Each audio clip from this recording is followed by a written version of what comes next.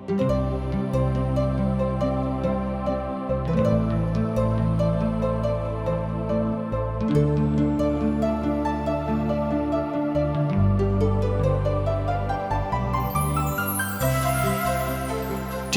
से प्रसारित जिंदगी की राह कार्यक्रम में आप सबका स्वागत बा। ई कार्यक्रम सबकरा खातिर बा जे कि तरह तरह की विपत, उलझन और अशांति में पड़ के सही रास्ता से भटक गए होखे और उनके पता ना होखे कि जिंदगी का सही रास्ता कौन है। तो दर्शक भाई बहन, बाइबल में जिंदगी का सही मार्ग बतावल गईल बा। कृपा करके देखी और सुनी कि परमेश्वर क्यों न तरह आप सबके अगुवाई करतने। प्रिय मित्र, इतिहास के दूसरा किताब के तीसरा और चौथा अध्याय में भी हमनी के मंदिर निर्माण के बारे में पढ़ेंगे। मित्र, तो एकरा बारे में जानकारी खातिर वह हमरा संगे पढ़े, सुने, समझे खातिर वह अपन पवित्र शास्त्र बाइबल निकाल ली। दूसरा इतिहास के किताब 3 अध्याय 1 पद इस तरह से बता रहा बा। हम पढ़ रहा बानी। तब सुलेमान यरूशलेम के मोरिया पहाड़ पर अपना बाबू दाऊद के द्वारा तैयार कइल गइल वो स्थान पर अर्थात यबूसी और नान के खरिहान में जहाँ यहोवा परमेश्वर उनका बाबू के दर्शन देले रहन, यहोवा परमेश्वर के भवन बनावे शुरू कैलन। प्रिय मित्र, हम देख रहल बानी कि राजा सुलेमान पूर्व निर्धारित स्थान पर भवन बनावे शुरू कर दिले। वो स्थान तथा जगह कहाँ रहे? वो स्थान मोरिया पहाड़ पर यबूसी और नान के खरिहान में रहे। यह पहाड़ के दूसरा ओर यरूशलेम के बाहरी भाग पर गोलगुथा नामक स्थान बा, जेकरा के खोपड़ी के जगह कहल जाला। वहाँ परमेश्वर अपन इकलौता बेटा प्रभु यीशु मसीह के क्रूस पर बलिदान कर दिले। ई स्थान आज भी मंदिर के क्षेत्र कहाला। मित्र, एकरा बारे में और जानकारी खातिर यही अध्याय के 2 पद से लेके 7 पद ए तरी से बता रहा बा। वो अपना राज के चौथका बरिस के दूसरका महीना के दूसरका दिन निर्माण कार्य के शुरू कैलन। सुलेमान परमेश्वर यहोवा के नेव ए तरी डलन। पुराना नाप के अनुसार ओकर लंबाई 60 हाथ और चौड़ाई 20 हाथ रहे और भवन के सामने के ओसारा के लंबाई भवन के चौड़ाई के बराबर अर्थात 20 हाथ और ऊंचाई 120 हाथ का रहे। ओकरा के प्योर यानी कि असली सोना से मढ़वले और भवन के मुख कमरा के छत सनोवर के लकड़ी से डलवले और ओकरा के उत्तम सोना से मढ़वा के ओकरा के खजूर के फेड़ और जंजीर सब के चित्र यानी कि फोटो के नक्काशी से सजौले। फिर उ सुंदरता के खातिर भवन में मणि चढ़ौले। ओकरा में लागल सोना परवेम के सोना रहे। उ भवन के भी सोना से मढ़वले।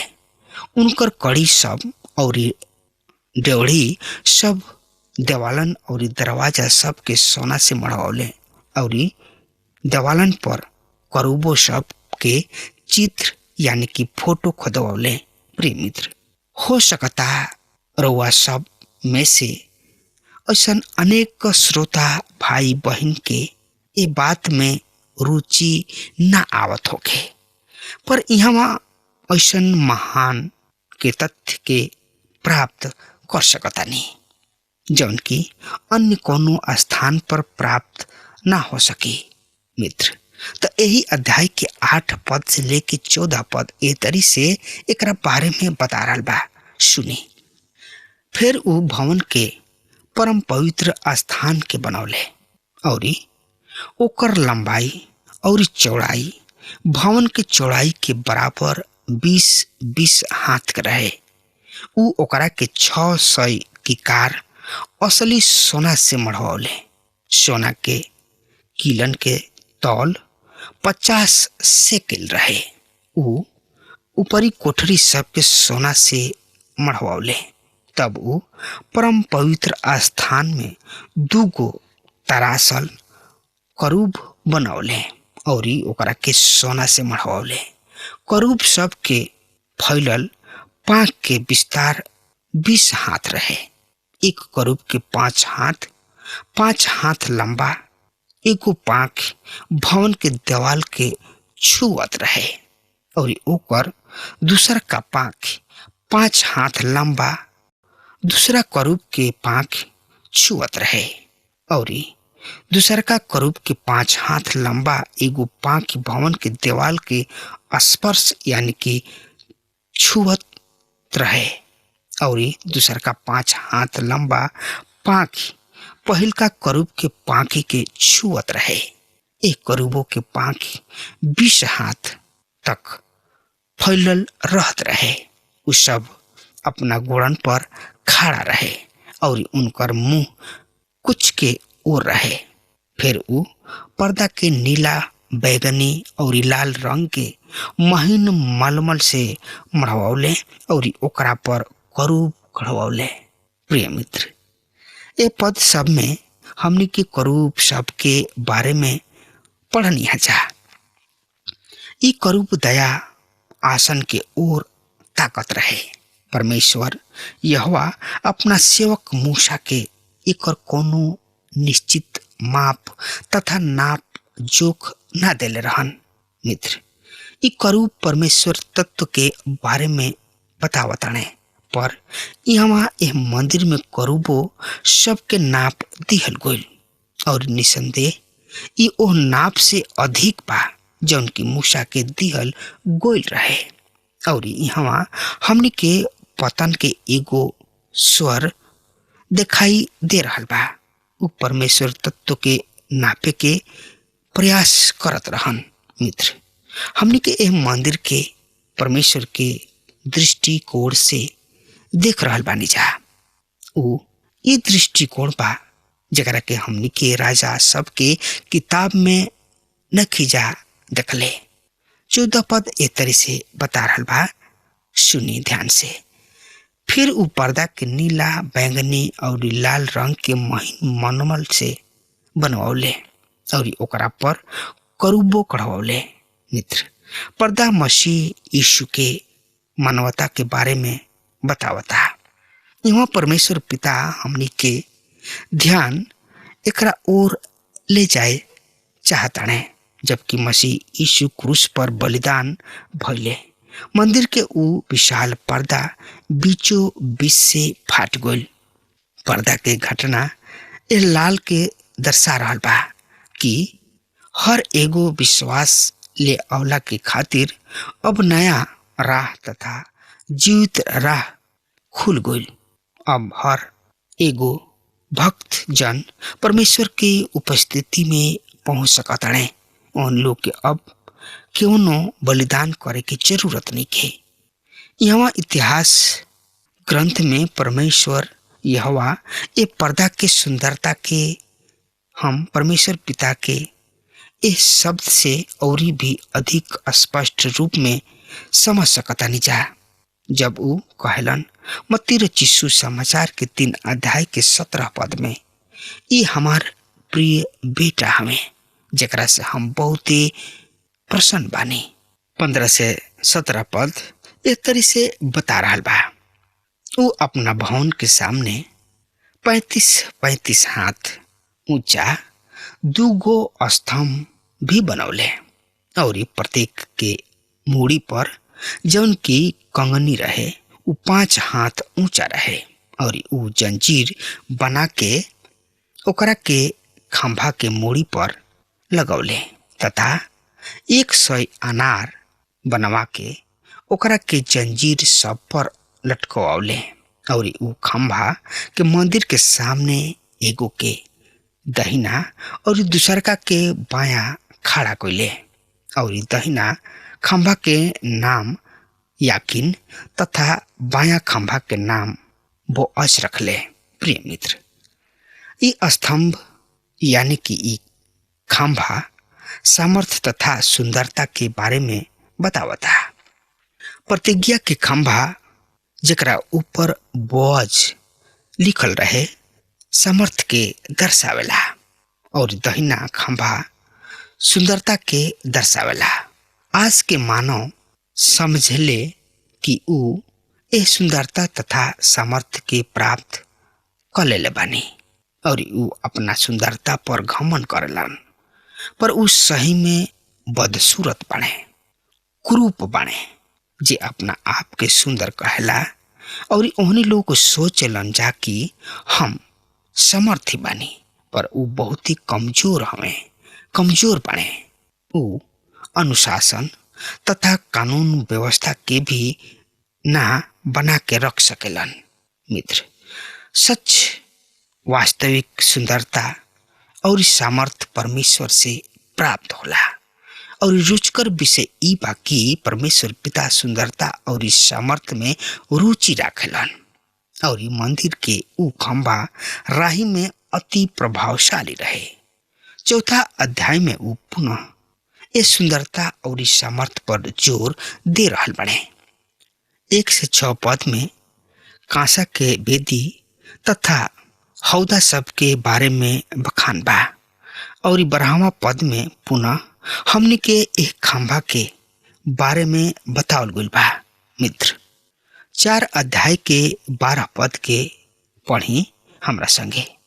अर्थात उ दूगो खंभा उनकर गोले खंभा सब के चोटी के कंगनी सब खंभन के चोटी पर स्थित ये दोनों कंगनी सब के ढापे तोपे खातिर दूगो जाली।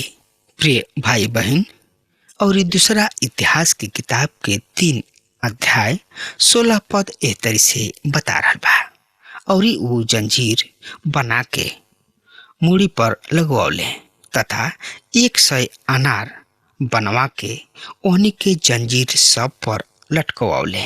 मित्र, तीसरा अध्याय के 16वां पद जंजीर सब के बारे में बता रहा बा। ई एकता के प्रतीक है। जंजीर व्यक्तिगत एकता के बारे में बतावेले जौन की एगो गोत्र के जोड़ेले और फिर गोत्र वापस में जुड़ के एगो राष्ट्र के बनेले। मित्र, परमेश्वर पिता पूर्ण एकता में रुचि राखेलन। कारुआ जानतन कि आज मसीह यीशु के कलीसिया के कौन कौन बात एक बतावेले। मित्र, देखिए हमरा संगे इफिसियो 4 अध्याय के 4 पद से लेके 7 पद। एक ही देह और आत्मा भी एक ही है, ठीक वही तरी अपना बुलाहट के एगो आशा में तुहू बनावल गोल रहा। एक ही प्रभु, एक ही विश्वास, एक ही बपतिस्मा और सबकर एक ही परमेश्वर पिता हमें जवन की सबके ऊपर और सबके बीच और सब में बाणे, पर हमनी में से हर एगो के मसीह के दान के परिणाम के अनुसार अनुग्रह दिहल गइल बा। प्रिय मित्र, ई उ 7 बात है जेकर आज उपेक्षा कल जाला। 13 और 14 पद 4 अध्याय के एक तरी से बता रहा बा, सुनी। और दूगो जाली सब के खातिर 400 अनार अर्थात खंभा पर स्थित कंगनी सब के दोनों गाल के ढके खातिर बनल प्रति जाली के खातिर अनारन के दूगो पाती बनौले। उ कुर्सी और ओह कुर्सी सब पर हौदा सब बनौले। प्रिय मित्र, अनार ई फलवंत होके के दर्शावेला। यहाँ अनारन के पात तथा लाइन बहुते फलवंत जिंदगी के दर्शावेला। यहाँ परमेश्वर यही सब बात पर विशेष जोर दे रहल बड़े। जौना रंग के यहाँ बखान कइल गइल बा ओकर यहाँ विशेष महत्व बा। नीला रंग ऊंचा स्वर्ग के दर्शावला। बैंगनी रंग राजसी अधिकारी के और लाल रंग मसीह यीशु के खून के द्वारा छुटकारा के दर्शावला और उजर रंग पवित्र जिंदगी के चाल चलन के दर्शावला। मित्र, इस सब रंग परमेश्वर के दृष्टिकोण से महत्वपूर्ण है। चौथा अध्याय में मंदिर के भीतरी के सामग्री के बारे में विस्तार पूर्वक बतावेलन, जैसे कांसा के बेदी, विशाल हौदा, 10 छोट हौदी, दीपदान तथा मेज। यहाँ मुख्य बात ई बा कि जौन नाप दिहल गोल रहे ई चीज नाप के अनुसार नइखे बनावल जात, वरन ई दिहल गोल नाप से अधिक बा। नाप के ई विधि तंबू के सरलता के घेर लिहलस।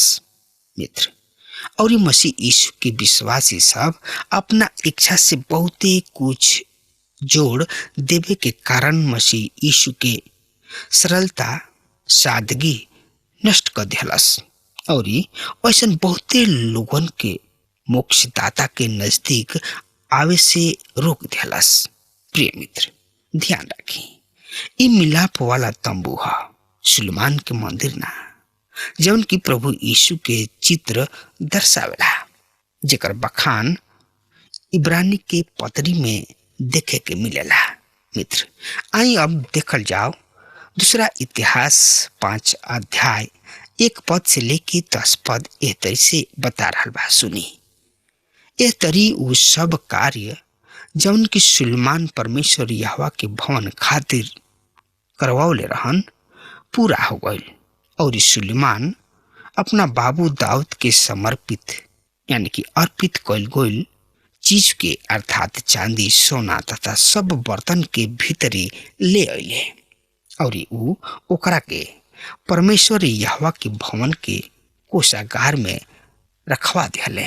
तब सुलेमान इसराइल के पुरनिया और गोत्र सब के समस्त प्रधानन और इसराइल सब के पृथ्वी कुलन के मुखिया सब के यरूशलेम में इकट्ठा कइलन कि ऊ परमेश्वर यहोवा के प्रतिज्ञा के बक्सा के दाऊद नगर अर्थात सियोन से ऊपर ले अइले और इसराइल के सब पुरुष पर्व के समय अर्थात 7वां महीना में राजा के पास इकट्ठा भइले। फिर इसराइल के सब पुरनिया अइले और लेवी सब संदूक यानी कि बक्सा के उठौले और उ बक्सा के मिलाप वाला तंबू के आरी ओकरा में के सब पवित्र बर्तन के ऊपर उठा ले अइले और राजा सुलेमान तथा उनका साथ बक्सा के सामने एकत्रित इस्राएली मंडली अतना अधिक भेड़ और बैल बलि कैले की ओकर लेखा जोखा नहीं रखल जा सकत। तब याजक सब परमेश्वर यहोवा के प्रतिज्ञा के बक्सा के ले आके उनका स्थान पर भवन के भीतरी कक्ष अर्थात परम पवित्र स्थान में करूबो सब के पाह के नीचे रखले, काहे कि बक्सा के स्थान के ऊपर करूब अपन पाख ये तरी फैलौले रहन कि बक्सा और उनकर डंडा उनका से अच्छा दीत रहे और ऊ डंडा अतना लंबा रहे कि बक्सा से निकलल उनका मूड़ी परम पवित्र आस्थान के सामने तक दिखाई देत रहे, पर वो बहरी से ना दिखाई देत रहे। तो आज तक हमें बक्सा में वो 2 गो पटिया के अतिरिक्त और कुछ ना रहे, जकरा के मूसा होरेब में ओकरा भीतर सब रखले जब परमेश्वर यहोवा इस्राएली सब के मिस्र से निकलला के बाद उनका साथ वाचा बनले रहन। प्रिय मित्र, 2 गो अन्य चीज जौन की प्रभु के सेवक मूसा द्वारा बक्सा में राखल गइल रहे ऊ अब ओकरा में ना रहे। ऊ कौन कौन चीज रहे? प्रिय मित्र, अब हमार समय खत्म हो रहा बा। परमेश्वर रउआ के बहुते आशीष देस। आमीन। हमके विश्वास बा कि ई कार्यक्रम आप सब खातिर फायदेमंद सिद्ध भइल हुई। हम चाहतनी कि आप सब अपन अपन आशीष हमरों से बांटी। अगर आप सबके लगे बाइबल से चाहे आपकी निजी जिंदगी से क्यों सवाल होके चाहे क्यों समस्या खातिर प्रार्थना करावे चाहतनी तो हमारी फोन नंबर पर जरूर संपर्क करें। परमेश्वर आप सबके बहुत आशीष प्रदान करें और आज का दिन आप खातिर सुखद बनावे।